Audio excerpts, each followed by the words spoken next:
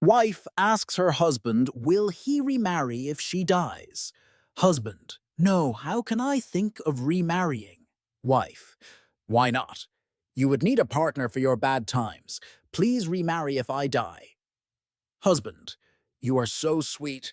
Even after death, you are worried about me. Wife, will you let her use my car? Husband, of course not. Wife, will you give my jewelry to her? Husband, not at all. I have some of my memories attached to it. I will keep it as your memory. Wife, will you give my shoes to her, husband?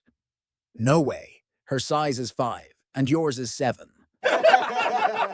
A married couple was in a terrible accident, and the husband's face was severely burned. The doctor explained that they couldn't use any skin from the man's body for grafting because he was too thin.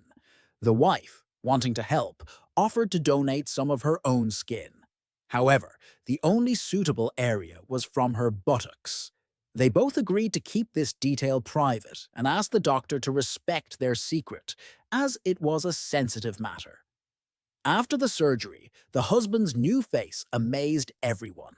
He looked more handsome than ever, and his friends and family couldn't stop complimenting his youthful appearance.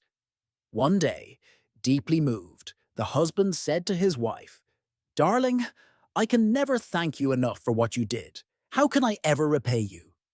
She smiled and replied, "Seeing your mother kiss your cheek is all the thanks I need." A very proper businesswoman was browsing the lot of a local Mercedes dealership when one particular car caught her eye. After inspecting it for a while, she noticed the car was unlocked.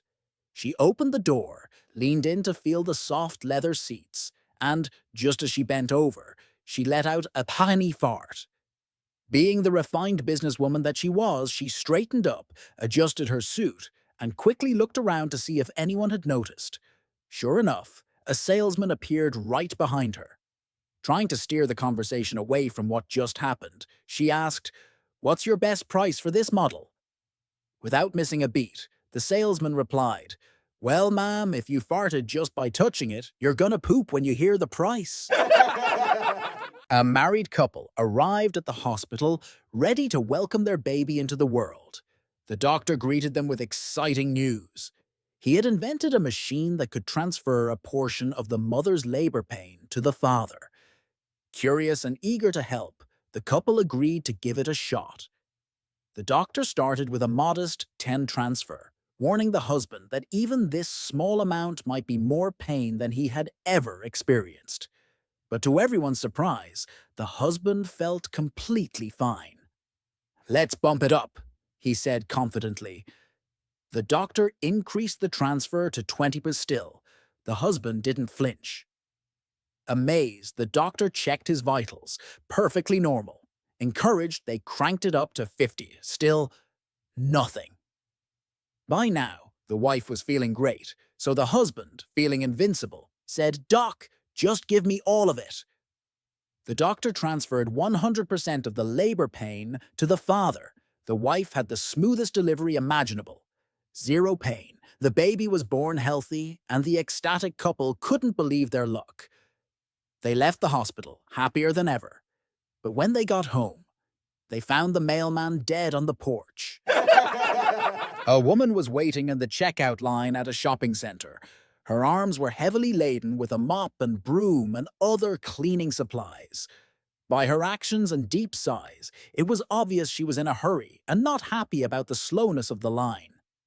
When the cashier called for a price check on a box of soap, the woman remarked indignantly, "Well, I'll be lucky to get out of here and be home before the new year." "Don't worry, ma'am," replied the cashier. "With that monsoon blowing viciously out there, and with this brand new broom you have here, you'll be home in no time." A blonde walked in a diner and orders a cup of coffee. When she gets her drink, she notices that it has a contest game piece on the side of the cup. She peels off the sticker and instantly starts screaming, "I want a motorhome!" She continues shouting, "I want a motorhome!" until the waitress decides to get her boss. "What's the problem here?" the manager asks. "I want a motorhome," she shouts again. "That's impossible," he replies. We didn't give out motor homes. She says, well, it says so on this sticker. The boss takes the sticker and reads it. It says, win a bagel. An old married couple were going camping. They pitched their tent under the stars and fell asleep. In the middle of the night, the wife woke her husband and said, look at the stars and tell me what you see. The husband replied, I see millions and millions of stars. The wife said, and what do you make of that? The husband replied, well, if there are millions of stars, and even some of them have planets, it's quite likely there are some planets like Earth out there. And if there are a few planets like Earth out there, there might also be life. There was a slight pause before the wife said, no, honey, it means that somebody stole our tent. After being married for 50 years, I took a careful look at my wife one day and said, 50 years ago, we had a cheap house, a junky car, slept on a sofa bed, and watched a 10-inch black and white TV. But hey, I got to sleep every night with a hottie, a 23-year-old girl. Now, I have a $750,000 home, a $45,000 car, a nice big bed, and a large screen TV. But I'm sleeping with a 73-year-old woman. So I said to my wife, it seems to me that you're not holding up your end of the deal. My wife is a very reasonable woman. She calmly replied, go ahead, find yourself a hot 23-year-old girl, and I'll make sure you're back in a cheap house, driving a junky car, sleeping on a sofa bed, and watching a 10-inch black and white TV.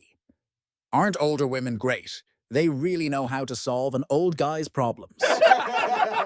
A couple were sitting in the lawyer's office, working on their will. The lawyer tells them that they should discuss end-of-life issues, how they want to be treated.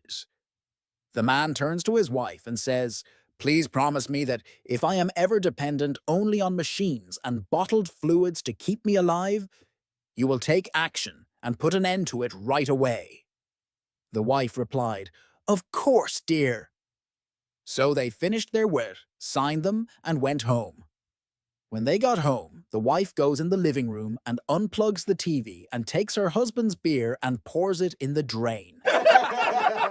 During a good manners and etiquette class being held for young children, the teacher says to her students, if you were courting a well-educated young girl from a prominent family and during a dinner for two you needed to go to the toilet, what would you say to her?